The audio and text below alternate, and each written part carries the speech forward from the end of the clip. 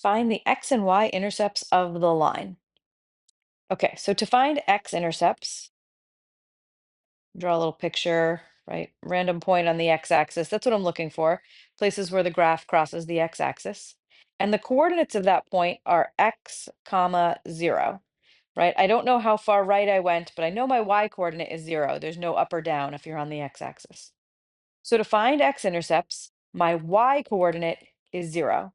So I'm going to make y 0 and solve for x. Okay, so I'm going to have 2x minus 6 times 0 minus 12 equals 0. And then I can just solve for x. So that's 0. So I have 2x equals 12. So x is 6. So that is my x-intercept. X is 6, y is 0. So 6 comma 0 is my x-intercept. So I'm going to look for 6 comma 0. There's only one option that has an x-intercept of 6 comma 0 right here. So this has got to be D. But let's find the y-intercept just to make sure we know how to do that too. Okay, so to find a y-intercept, think of a picture, put a point on the y-axis. That point has coordinates 0 comma y. Right? We didn't go left or right at all. So the x coordinate is 0 and the y coordinate is what we want to know.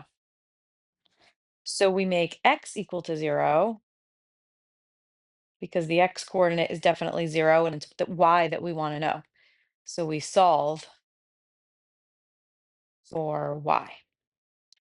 Okay, so go to your original equation. We're going to make we're going to make x 0, solve for y. So we have 2 times 0 minus 6y minus 12 equals 0. So negative 6y equals 12 and y equals negative 2. So the coordinates of that point are 0 comma negative 2, right? It's a 0. The y that we just found is negative 2. So that is also option D. 0, negative 2 is the y intercept.